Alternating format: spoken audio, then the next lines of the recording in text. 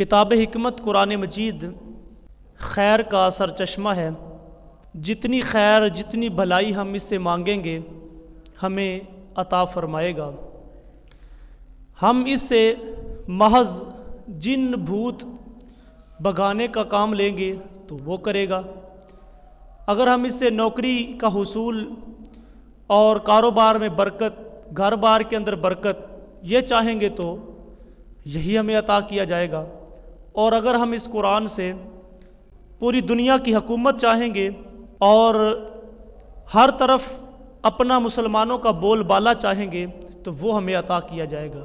یہ ہمارے ظرف کی بات ہے کہ ہم سمندر میں سے 2 بوندیں لیتے ہیں، ورنہ سمندر تو ہمیں دریا بخشنے کے لیے تیار ہے۔ تو یہ ہم اپنے ظرف کے حساب سے، اپنی اوقات کے حساب سے اسے حاصل کرتے ہیں۔ اس کتاب نے بہت قوموں کو عروج دیا ہے، اور ایسی قوموں کو جو غریب طبقے کے لوگ تھے ان کو عزتیں بخش دی ہیں، اجتماعی سطح پر بھی اور انفرادی سطح پر بھی۔ حضرت عمر فاروق رضی اللہ تعالیٰ عنہ کے دور کے اندر آپ نے مکۃ المکرمہ کے اندر حضرت نافع بن عبد الحارث کو امیر مقرر فرمایا۔ تو ایک دفعہ ایسا ہوا کہ اسفان کے علاقے کے اندر حضرت عمر فاروق رضی اللہ تعالیٰ عنہ کی ملاقات جناب نافع بن عبد الحارث سے ہوئی۔ تو آپ نے اس سے فرمایا کہ اے نافع، مکے کے اندر اپنے پیچھے کس کو امیر بنا کے آیا ہے؟ تو انہوں نے عرض کی کہ حضرت میں اپنے ایک آزاد کردہ غلام کو امیر بنا کے آیا ہوں۔ آپ نے فرمایا کہ تو اہل مکہ کے اوپر ایک غلام کو امیر بنا آیا ہے؟ تو حضرت نافع نے عرض کی کہ حضرت وہ جو غلام ہے وہ قاری ہے اور قرآن کا عالم ہے، میں اس لیے اس کو امیر بنا کے آیا ہوں۔ تو حضرت عمر فاروق نے فرمایا ہاں تو نے یہ کام ٹھیک کیا ہے، اس لیے کہ حضور علیہ الصلوۃ والسلام نے فرمایا تھا ان اللہ یرفع بہذا الکتاب اقواما ویدع بہ آخرین۔ فرمایا اللہ تعالیٰ اس کتاب کے ذریعے سے بہت سے لوگوں کو اونچا کر دے گا، اور جو اس سے پیچھے ہٹیں گے اس کو ذلیل کر دے گا، وہ زیر ہو جائیں گے اور وہ نیچے رہ جائیں گے۔ تو اس کتاب نے، اس قرآن نے بہت سے لوگوں کو ذاتی طور پر بھی، انفرادی طور پر بھی اور اجتماعی طور پر بھی بلندیاں اور عروج عطا فرمائے ہیں۔ کتاب حکمت قرآن مجید سے ہم اصلاح معاشرہ پر سورہ حجرات کے مضامین اس سے سبق لے رہے تھے۔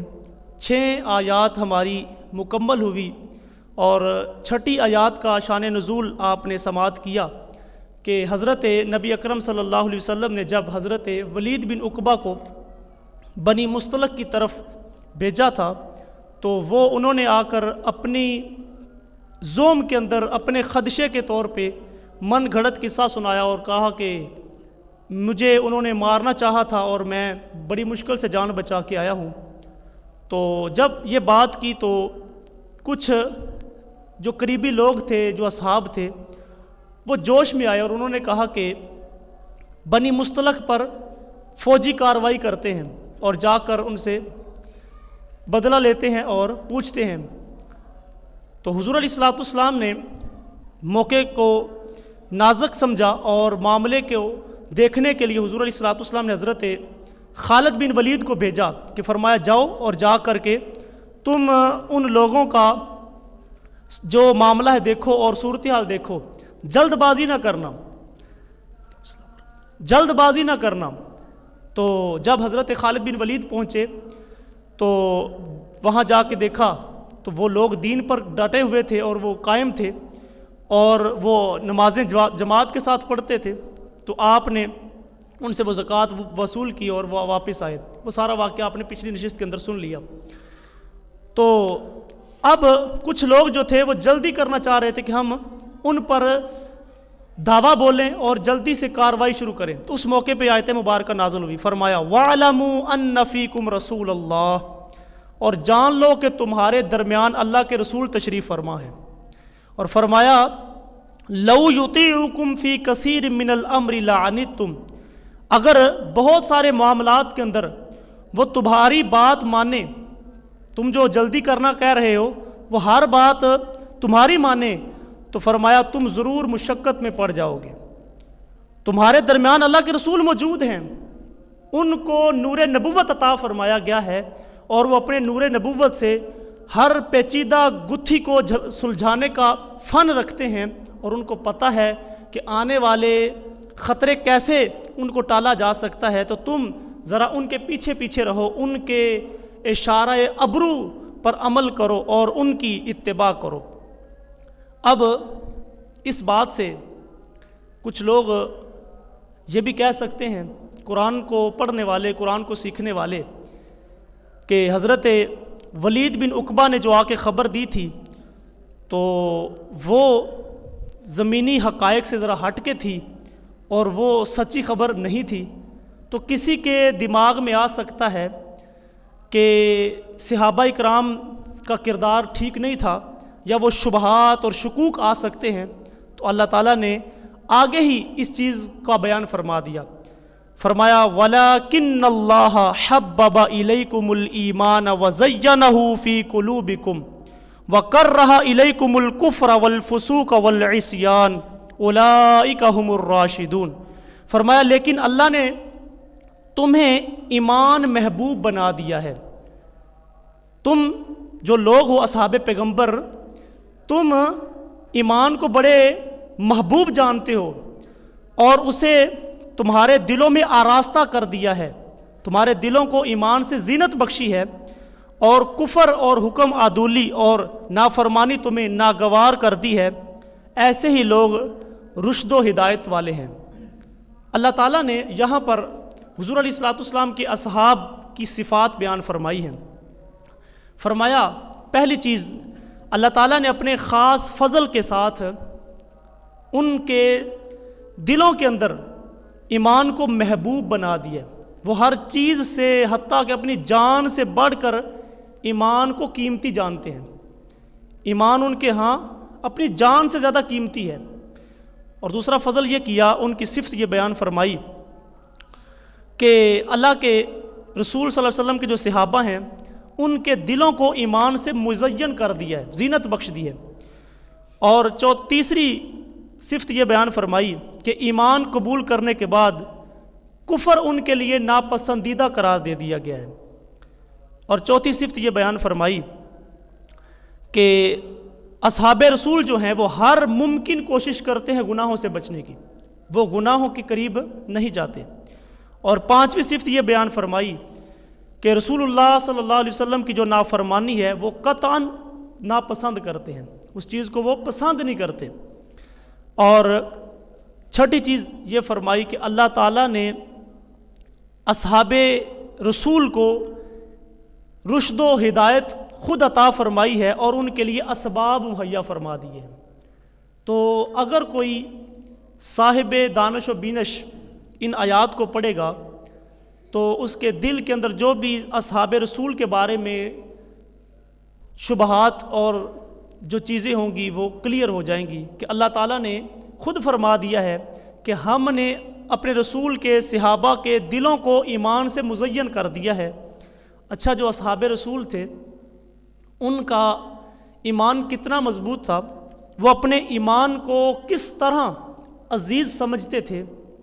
صحابی کا نام ہے حضرت خباب بن ارت رضی اللہ تعالیٰ عنہ۔ خباب بن ارت رضی اللہ تعالیٰ عنہ آپ آہن گری کا کام کرتے تھے، لوہار تھے غریب۔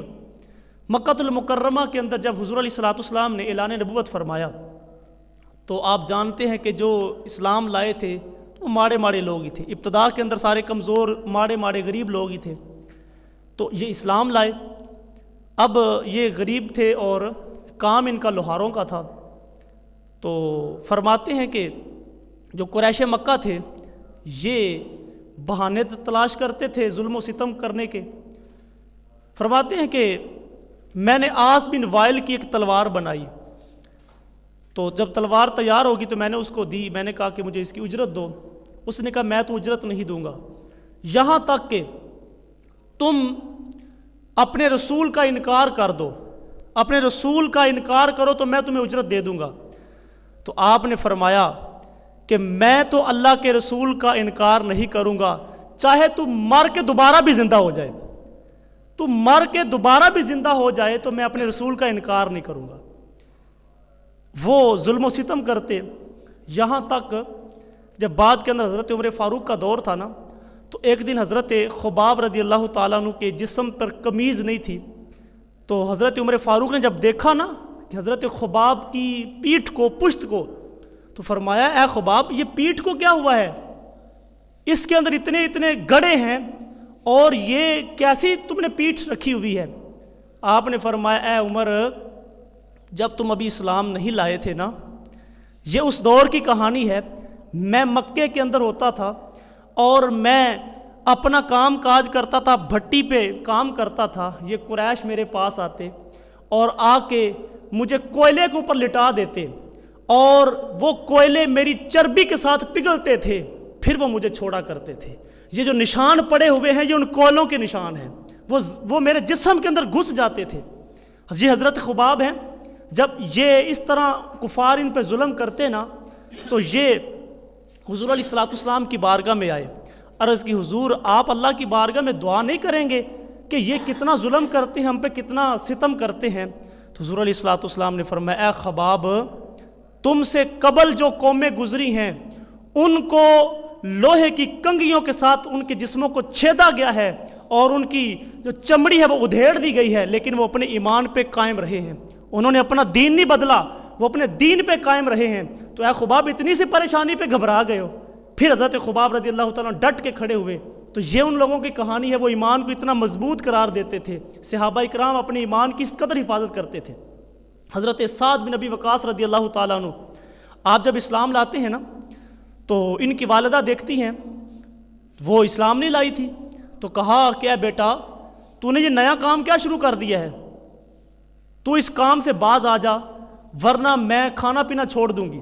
کیونکہ لاڈ ہوتا ہے نا ماما نو، تو اس نے کہا جی میں کھانا پینا چھوڑ دوں گی اور میں اپنی جان دے دوں گی، اور لوگ تجھے کہیں گے کہ تو اپنی ماں کا قاتل ہے، تو نے اپنی ماں کو قتل کیا ہے، تو اس دین سے پیچھے ہٹ جا۔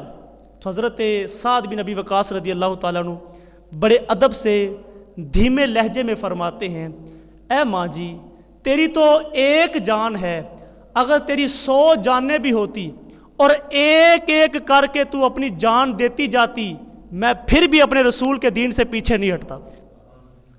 یہ کہہ دینا آسان ہے، ماں سامنے بلک رہی ہو اور اس کے بس میں بھی ہو کہ ماں کو بچا سکتا ہے تو بندہ بڑی کوشش کرتا ہے، لیکن حضرت سعد فرماتے ہیں کہ نہیں ماں، میں اس دین پر قائم رہوں گا، میں دین نہیں چھوڑوں گا۔ تو ماں نے کھانا پینا چھوڑ دیا، 1 2 3 دن گزرے نا تو جسم کمزور ہونے لگا، تو جب حضرت سعد کے ایمان کے اندر کوئی کمزوری نہ آئی تو ماں سمجھ گئی یہ کوئی اور ہی نشہ ہے، پھر وہ ماں جو ہے اس نے خود ہی کھانا پینا شروع کر دیا، وہ خود ہی اپنی اسی لائن پہ آ گئی۔ تو حضرت سعد رضی اللہ تعالیٰ عنہ آپ جو تھے آپ نے اپنا دین نہیں چھوڑا، ماں نے دھمکیاں بھی دی لیکن آپ پیچھے نہیں ہٹے۔ یہ ان لوگوں کا ایمان ہے جس کے بارے میں اللہ تعالیٰ فرماتا ہے کہ ہم نے ان کے دلوں کو ایمان سے مزین کر دیا ہے اور ان کو زینت بخش دی ہے۔ یہ جو ابتدائی لوگ اسلام لائے تھے نا ان کے اندر ایک صحابی حضرت خبیب رضی اللہ تعالیٰ، تو یہ اسلام لائے، پھر جب ہجرت ہوئی تو ہجرت فرما کے یہ بھی مدینہ المنورہ پہنچے، تو کچھ لوگ وہ حضور علیہ الصلوۃ والسلام کی بارگاہ میں آئے، حضور سے عرض کی کہ حضور جی ہمارے قبیلے کو تعلیم و تعلم کے لیے نا کچھ لوگوں کی ضرورت ہے، تو آپ کچھ اصحاب کو ہمارے ساتھ بھیج دیں تاکہ وہ ہمارے قبیلے کو جا کے دین سکھا دیں۔ تو حضور علیہ الصلوۃ والسلام نے حضرت عاصم بن ثابت رضی اللہ تعالیٰ عنہ کی زیر قیادت 10 لوگوں کو بھیجا کہ تم جاؤ اور جا کے ان کے قبیلے کو دین سکھاؤ۔ اب یہ 10 لوگوں پر مشتمل قافلہ تھا اور یہ جا رہے تھے، راستے کے اندر ایک جگہ ہے وہاں بنی حذیل ایک قبیلہ رہتا تھا، انہوں نے ان لوگوں پر حملہ کر دیا اور حملہ اس شدت کے ساتھ کیا کہ 7 صحابہ کرام موقع پر ہی شہید ہو گئے، 3 اصحاب بچ گئے، انہوں نے ان تینوں کو گرفتار کر لیا اور اپنے ساتھ لے گئے۔ حضرت خبیب رضی اللہ تعالیٰ عنہ ان میں سے تھے جو بچ گئے تھے اور گرفتار تھے، ان لوگوں نے حضرت خبیب کو مکے والوں کو فروخت کر دیا، کیونکہ غزوہ بدر کے اندر حضرت خبیب نے مکے والوں کو ایک بندہ قتل کر دیا تھا غزوہ بدر کے اندر، تو وہ بدلہ لینا چاہتے تھے۔ تو ان لوگوں نے، بنی حذیل نے حضرت خبیب کو ان کے ہاتھوں پہ بیچ دیا۔ اب وہ قریش جو تھے وہ حضرت خبیب کو لے کے چلے گئے اور وہاں انہوں نے قید کر دیا۔ اچھا، قید کے اندر بھی ان کا انوکھا انداز تھا۔ ایک خاتون ہیں، وہ کہتی ہیں کہ جب حضرت خبیب قید کے اندر تھے نا، تو رات کا وقت تھا، تو میں خبیب کے پاس سے گزری تو دیکھا کہ حضرت خبیب کے ہاتھوں میں انگوروں کا خوشہ ہے، انگوروں کا گچھا ہے۔ اس وقت مکے کے اندر موسم انگوروں کا نہیں تھا اور خبیب جیل کے اندر تھے، قید کے اندر تھے۔ تو میں نے پوچھا کہ یہ کہاں سے آئے ہیں؟ فرمایا یہ میرے رب نے دیے ہیں۔ یہ حضرت خبیب کی کرامت تھی کہ اللہ نے ان کو بے موسم پھل عطا فرمائے۔ جب کئی دن، کئی عرصہ جو ہے نا وہ جیل کے اندر وہاں پہ قید رہے، تو انہوں نے پھر آپ کو قتل کرنا اور پھانسی لگانے کا منصوبہ بنایا۔ حضرت خبیب کو پکڑا اور آپ کو لٹکانے کے لیے لے کے آئے۔ حضرت خبیب نے فرمایا ذرا تھوڑا ٹھہر جاؤ، مجھے 2 رکعت نماز پڑھ لینے دو۔ آپ نے 2 رکعت نماز نفل پڑھی۔ جب سلام پھیرا تو آپ نے فرمایا کہ میرا دل کرتا تھا کہ میں کچھ زیادہ پڑھوں، لیکن میں نے سوچا کہیں تمہارے دل میں یہ خیال نہ آئے کہ محمد عربی کا نوکر موت کے ڈر کی وجہ سے نماز لمبی کر رہا ہے، لہٰذا میں نماز مختصر کر کے پڑھتا ہوں تاکہ تمہارے دل میں یہ بات نہ آئے۔ تو انہوں نے کیا کہا؟ انہوں نے کہا کہ اے خبیب، تیرا کیا خیال ہے اگر ہم تیری جگہ پہ تمہارے رسول کو لا کے لٹکا دیں؟ تو آپ کے چہرے پہ سرخی آ گئی۔ آپ نے فرمایا تم تو یہ بات کرتے ہو نا کہ میری جگہ پر میرے رسول کے ساتھ یہ کام کرو۔ فرمایا میں تو اس چیز کو پسند نہیں کرتا کہ میں اپنے گھر کے اندر اپنے بچوں کے ساتھ بیٹھا ہوں اور میرے رسول کے پاؤں کے اندر کانٹا بھی چبھے، میں تو اس چیز کو بھی پسند نہیں کرتا۔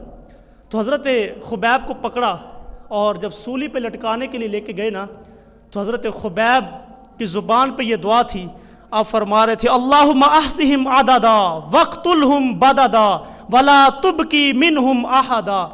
آپ فرما رہے تھے اے اللہ ان کو ذرا گن لے، یہ جو میرے اوپر ظلم کر رہے ہیں ان کو ذرا گن لے، اور فرمانے لگے ان کو چن چن کے ہلاک کرنا، ان کو ایک ایک کر کے ہلاک کرنا اور ان میں سے کسی کو باقی نہ چھوڑنا۔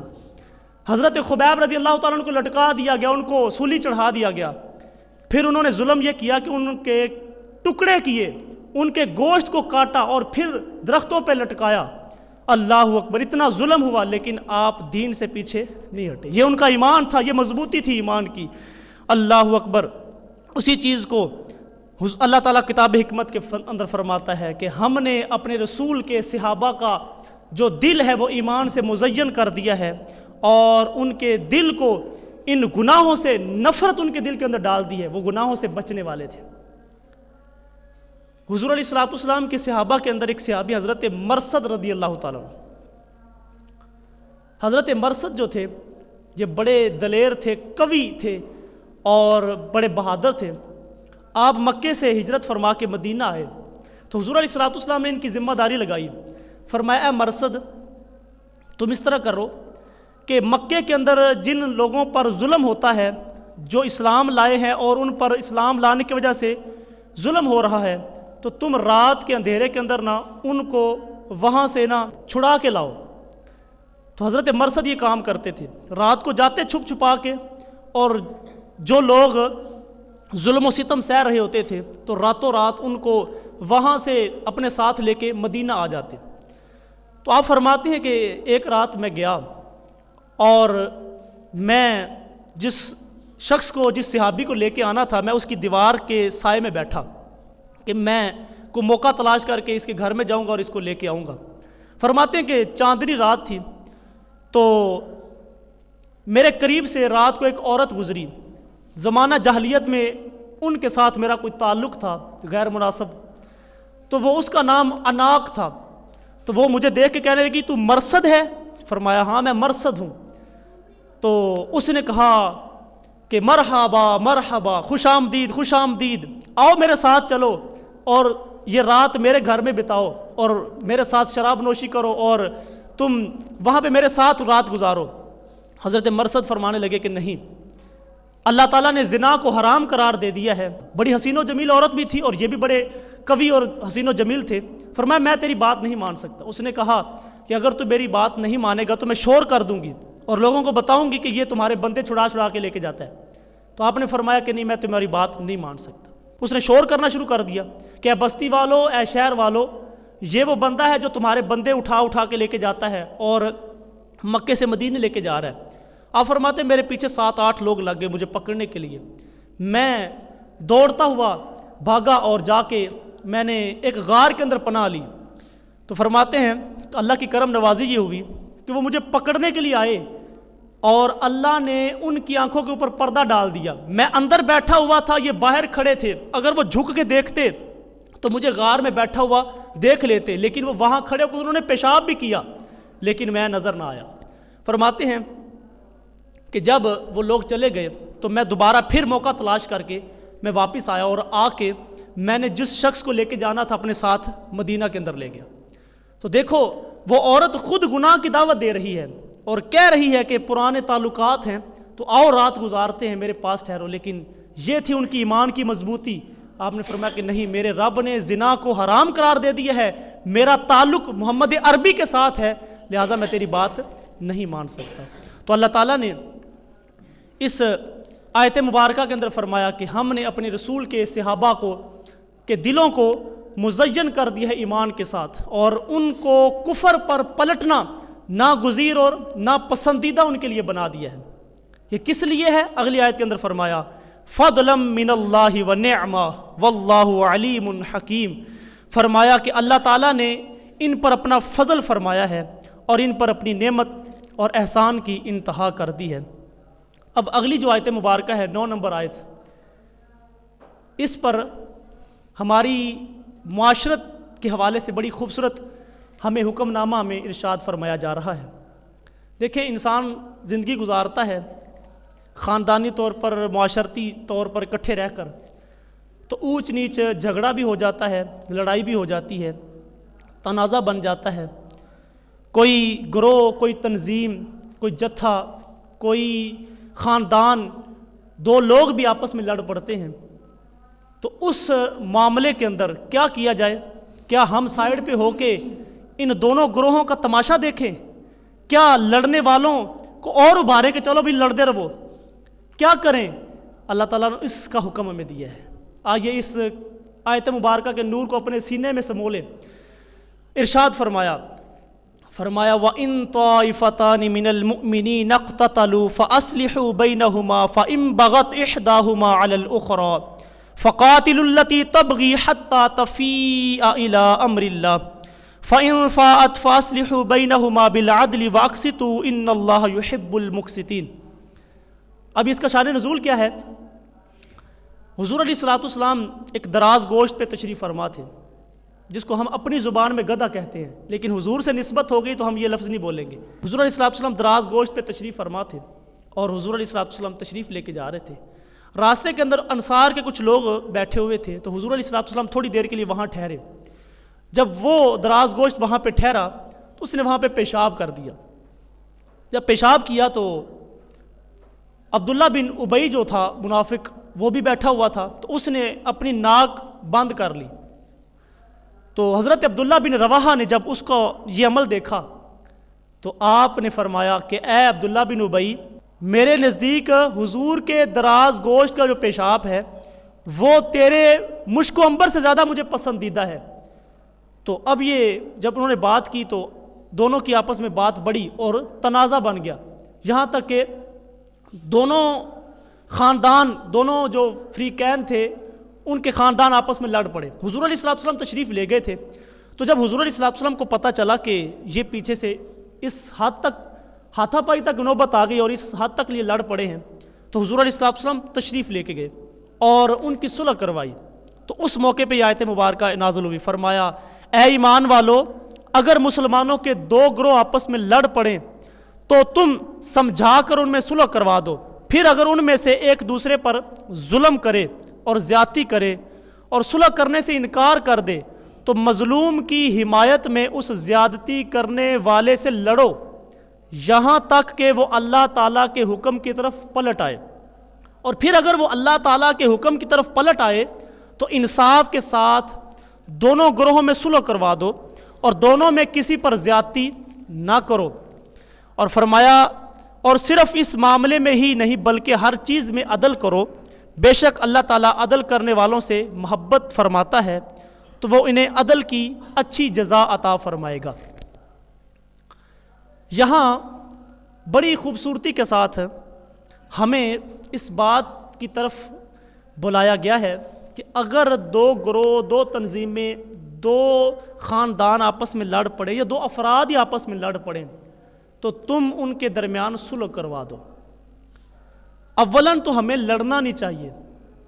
حضور علیہ الصلوۃ والسلام کی حدیث ہے، حضور علیہ الصلوۃ والسلام نے فرمایا مسلمان کا بھائی ہے، نہ اس پر ظلم کرے نہ اس کو ظلم کے حوالے کرے، نہ اس پر خود ظلم کرتا ہے نہ اس پر ظلم ہونے دیتا ہے۔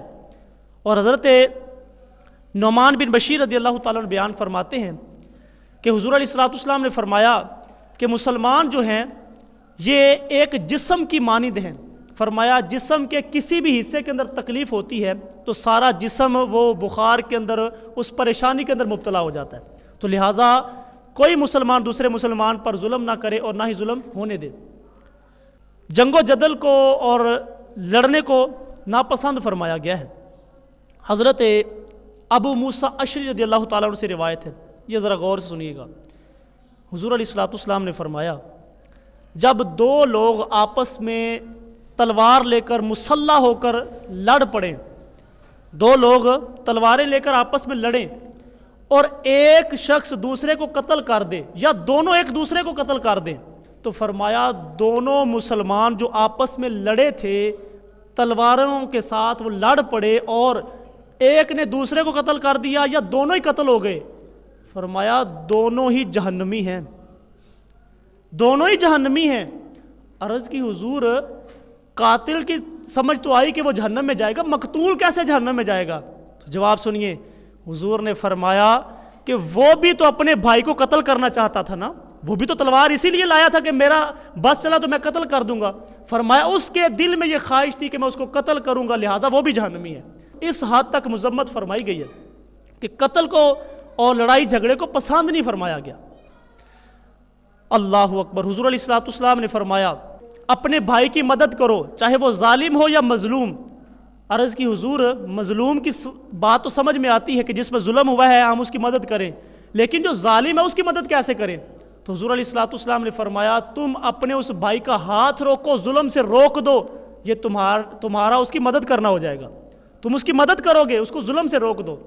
تو ہمیں یہ بات سمجھائی گئی ہے کہ نہ تم خود لڑو اور نہ کسی کو لڑنے دو۔ اور اس آیت مبارکہ کے اندر فرمایا وَإِن طَائِفَتَانِ مِنَ الْمُؤْمِنِينَ اقْتَتَلُوا فَأَصْلِحُوا بَيْنَهُمَا، اگر دو گروہ آپس میں لڑ پڑیں تو ان کی آپس میں صلح کروا دو۔ اس آیت مبارکہ کے اندر جو با اثر لوگ ہیں، اثر و رسوخ رکھنے والے ہیں معاشرے کے اندر، جن کا ایک نام ہے، ان کو خاص طور پہ جو ہے حکم دیا گیا ہے کہ تم آگے بڑھو، تماشا نہ دیکھو بلکہ آگے بڑھو اور خود ان کی صلح کروا دو۔ لیکن آج ہم افسوس کے ساتھ ہمیں کہنا پڑتا ہے کہ آج ہم امت مسلمہ آپس میں ایک دوسرے کا گلا کاٹ رہے ہیں، مسلمان کو قتل کر رہا ہے، مومن کا قتل کر رہا ہے، اور ایک فرقہ دوسرے فرقوں کو واجب القتل قرار دیتا ہے اور یہ دینی خدمت سمجھتا ہے۔ تو ہمیں چاہیے کہ کوئی ایسا شخص آگے بڑھے اور آپس میں یہ جو انتشار ہے، منافرت ہے اور یہ نفرت ہے، اس کو دور کر کے امت مسلمہ کو امت واحدہ بنایا جائے، اور یہ جو فتویٰ بازی ہے اور یہ مسلمانوں کو آپس میں لڑانا ہے اس کو ختم کیا جائے اور مسلمان ایک امت واحدہ کی شکل میں ہوں، تو کاش کہ یہ معاملہ ہو جائے۔ اللہ تعالیٰ نے یہاں بڑے خوبصورت انداز میں، امام رازی نے یہاں بڑی خوبصورت بات فرمائی۔ آپ فرماتے ہیں کہ یہاں اللہ تعالیٰ نے یہ فرمایا ہے وَإِن طَائِفَتَانِ، اگر کوئی گروہ لڑ پڑے، اگر دو گروہ لڑ پڑیں، قرآن و سنت کی تعلیمات یہ ہیں کہ لڑیں گے نہیں، لیکن اگر کوئی لڑ پڑے، شاذ و نادر یہ معاملہ ہوگا یہ اکثر معاملہ نہیں ہوگا. وَإِن بتا رہا ہے اگر کوئی لڑ پڑے تو. اور دوسری بات یہ کہ اللہ تعالیٰ نے یہاں طائفتان قرار دیا ہے، یعنی دو گروہ، فرقتان قرار نہیں دیا، یعنی دو فرقے نہیں کہا، یعنی فرقہ بڑا ہوتا ہے اور گروہ جو ہے تو چھوٹا ہوتا ہے. تو اللہ تعالیٰ نے یہ فرمایا ہے کہ میرے رسول کی امت کی کثیر تعداد آپس میں نہیں لڑے گی، اگر لڑے گی تو تھوڑے تھوڑے لوگ لڑیں گے اور ان کی آپس میں صلح کروا دو. آج میں اور آپ دیکھیں، کیا ہم کبھی لڑائی کی نوبت آئے تو چھوٹے گروہ لڑتے ہیں یا فرقے لڑ رہے ہیں؟ ہم دیکھیں کہ ہم کس جگہ پہ کھڑے ہیں. صلح کروا دینا یہ حضور علیہ الصلوۃ والسلام کو بڑا ہی پیارا تھا. صلح کروانا یہ حضور علیہ الصلوۃ والسلام کو بڑا محبوب تھا. حضور علیہ الصلوۃ والسلام کو جو ہی کوئی خبر پہنچتی کہ فلاں قبیلہ، فلاں خاندان یا مسلمان آپس میں لڑ پڑے ہیں، تو حضور علیہ الصلوۃ والسلام خود تشریف لے کے جاتے اور جا کر کے ان کے معاملات کو سنتے اور انصاف اور عدل کے ساتھ دونوں کی آپس میں صلح کروا دیتے.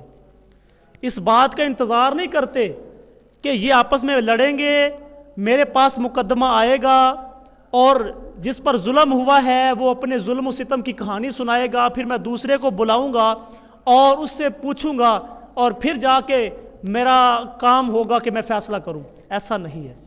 آج اس چیز کو ہمیں سمجھ لینا چاہیے.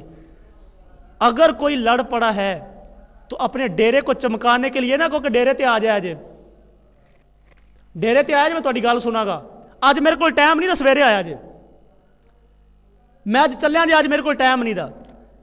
یہ رسول اللہ کا طریقہ نہیں ہے. حضرت سہل بن سعد رضی اللہ تعالیٰ عنہ روایت کرتے ہیں کہ دو قبیلوں کی آپس میں لڑائی ہو گئی، جنگ ہو گئی، بحث و مباحثہ ہوا، تکرار ہو گیا. حضور علیہ الصلوۃ والسلام کو پتہ چلا، میرے رسول کچھ صحابہ کو ساتھ لے کے ان کی صلح کروانے کے لیے تشریف لے گئے. جب صلح کروانے کے لیے تشریف لے کے گئے نا تو وہاں کچھ بات کرتے کرتے ٹائم زیادہ لگ گیا. بعض اوقات ہوتا ہے کہ باتیں سنتے سنتے کافی ٹائم لگ جاتا ہے. تو کافی ٹائم ہو گیا اور ادھر نماز کا وقت ہو گیا. سنیے گا، نماز کا وقت ہو گیا. حضور امامت کروانے کے لیے تشریف لے کے جانے لگے تو ابھی وہ صلح مکمل نہیں ہوئی تھی. تو حضور علیہ الصلوۃ والسلام نے صحابہ سے فرمایا تم نماز پڑھ لینا، میں آ کے نماز پڑھوں گا. حضور نے فرض نماز کی امامت پر صلح کروانے کو زیادہ فضیلت قرار دیا ہے. یہ آج اثر و رسوخ رکھنے والے جو لوگ ہیں، جو معاشرے کے اندر، خاندان کے اندر بڑے ہیں، یہ بار بار غور کریں، بار بار غور کریں. چھوٹے بہن بھائی لڑ پڑے ہیں، خاندان والے لڑ پڑے ہیں، غریب محلے والے لڑ پڑے ہیں، دو لوگ لڑ پڑے ہیں، تماشا نہ دیکھتے رہو کہ میرے کو آون گے، مینوں آکھن گے تو میں پھر صلح کراواں گا، انہاں کہڑا مینوں آکھیا ہے. ایسا نہیں کرنا چاہیے. جب تمہیں پتہ چلا ہے، قرآن ہمیں بتا رہا ہے کہ تم آگے بڑھو، ان کی صلح کروا دو. اور اگر فرمایا آگے کہ اگر ایک صلح کر لی ہے انہوں نے اور صلح کرنے کے بعد ایک گروہ جو ہے وہ دوسرے گروہ پر پھر ظلم و ستم کرتا ہے، زیادتی کرتا ہے، تو فرمایا اس ظلم و ستم کرنے والے گروہ کے ساتھ تم لڑائی کرو یہاں تک کہ وہ دوبارہ رب کے حکم کی طرف پلٹ آئے. اور اگر وہ پلٹ آتا ہے تو پھر تم ان کے آپس میں دوبارہ صلح کروا دو. یعنی کہ میں ٹھیکہ چکیا ہوا ہے، میں دوبارہ پھر ہوں، یعنی کنی باری صلح کراتی پھر لڑ پڑے. ایسا نہیں. یہ قرآن ہے، ہمیں بتا رہا ہے. کتنی خوبصورتی معاشرے کی سکھائی جا رہی ہے کہ آپس میں اگر لڑ پڑے ہیں تو آپس میں صلح کروا دو. اللہ اکبر. صلح کروانے کے لیے اگر تمہیں جھوٹ کا سہارا بھی لینا پڑے نا تو شریعت اس کی بھی اجازت دیتی ہے. صلح کروانے کے لیے جھوٹ بولنے کی بھی اجازت دی ہے. حضور علیہ الصلوۃ والسلام نے فرمایا، یہ بخاری شریف کی حدیث ہے، حضور علیہ الصلوۃ والسلام نے فرمایا کہ وہ شخص جھوٹا نہیں ہے جو لوگوں کے درمیان صلح کروانے کے لیے دونوں گروہوں میں سے دونوں کو اچھی اور بھلائی والی باتیں کر دیتا ہے. ایک گروہ کے پاس ہے، یار وہ تو بندے بڑے اچھے ہیں، وہ تیرے بارے میں بڑا نرم جو ہے نا وہ جذبہ رکھتے ہیں، وہ تو کہتے ہیں یار ہم صلح کرنا چاہتے ہیں، تو یار آپ بھی ذرا صلح کر لیں. انہوں نے اگرچہ بات نہ کی ہو، اپنی طرف سے یہ بات کر دے، اس پر گناہ نہیں ہوگا. اور دوسرے کے پاس پھر جائے اور جا کے کہے کہ یار وہ تو بڑے نرم تیرے بارے میں انداز رکھتے ہیں، مزاج رکھتے ہیں، تو یار آپس میں صلح کر لو. یہ آگے بڑھ کے تم صلح کرواؤ، رب بھی راضی ہوگا، رب کا رسول بھی راضی ہوگا. اچھا، صلح کروانے کے لیے فرمایا کہ جھوٹ کا سہارا لینا بھی جائز ہے، لیکن صلح جائز ہونی چاہیے، ناجائز نہیں ہونی چاہیے. ਸੁਲਹ ਜਾਇਜ਼ ਹੋਣੀ ਚਾਹੀਏ, ਨਾਜਾਇਜ਼ ਨਹੀਂ ਹੋਣੀ ਚਾਹੀਏ। ਕਿਸੇ ਨੇ ਆਪਦੀ ਬੀਵੀ ਨੂੰ 3 ਤਲਾਕਾਂ ਦੇ ਦਿੱਤੀਆਂ ਨੇ, ਤੇ ਹੁਣ ਅਸਰੋ ਰਸੂਖ ਰੱਖਣ ਵਾਲੇ ਕੀ ਕਹਿੰਦੇ ਨੇ, ਚੱਲ ਯਾਰ ਸੁਲਹ ਕਰ ਲਓ, ਚੱਲ यार सुलह मैं थोड़ी सुलह करा देना। वो सुलह करवाने से ये रिश्ता दोबारा बहाल तो नहीं होगा कि ये एक हलाल हराम चीज़ को हलाल करार देने वाली बात है ना। ये तयशुदा कि यार तलाक़ें हो गई हैं, मामला अल्लाह और उसके रसूल ने बता दिया कि तलाक़ हो गई है, अब तुम्हारी सुलह करवाने से दोबारा वो रिश्ता उसी तरह बहाल तो नहीं हो सकता। तो इसलिए ये जो सुलह है ये नाजायज़ को जायज़ करार देने वाली बात है, तो ये जायज़ नहीं है, ये ठीक बात नहीं है। तो बाकी सुलह आप करवाएं और आगे बढ़ें, और जो ग्रोह आपस में लड़े हुए हैं उनकी सुलह करवाएं। ये इस बात का इंतज़ार ना करें कि मेरे पास आएंगे और मुझे कहेंगे तो फिर मैं उनकी सुलह करवाऊँगा। आगे फरमाया इन्नमल मुमिनूना इख्वतुन फ़अस्लिहू बैना अख़वैकुम वत्तकुल्लाह लअल्लकुम तुरहमून। फरमाया कि अहले ईमान जो हैं ये तो सगे भाई हैं, अहले ईमान ये सगे भाई हैं, और इनका नफ़ा नुकसान, इनकी खुशी और गमी, इनकी फ़तह और शिकस्त सब एक है। ये थोड़ी देर की जो रंजशें हुई हैं ये आर्जी हैं। इनके जो मोहब्बत करने वाले हैं जो दरमियान में हैं उनको चाहिए कि इनके आपस में सुलह करवा दें, इनकी सुलह करवा दें, और ताकि वो दोबारा शीर व शक्र हो जाएं, दोबारा आपस में प्यार बांटने वाले हो जाएं। तो इसमें हमें बताया गया है कि ये जो आपस में एक दूसरे के साथ लड़ पड़े हैं ये कोई बेगाने तो नहीं हैं, ये एक दूसरे के भाई हैं। अच्छा, बाज़ औक़ात इस तरह होता है कि 2 ग्रोह लड़ पड़े ना, सियासी पार्टियां लड़ पड़ी हैं या कोई, तो बाज़ औक़ात तीसरा बंदा उसको अपना ख़तरा लाहिक होता है तो वो सुलह करवाता है कि यार ऐसा ना हो कि ये मेरे ऊपर आन पड़े और मैं भी इसकी ज़द में ना आ जाऊं, तो वो फिर आगे बढ़ के कोशिश करवाता है सुलह करवाने की। लेकिन अगर 2 लोग आपस में लड़ पड़े हैं तो लोग लापरवाह रहते हैं और उन पर तवज्जो नहीं देते।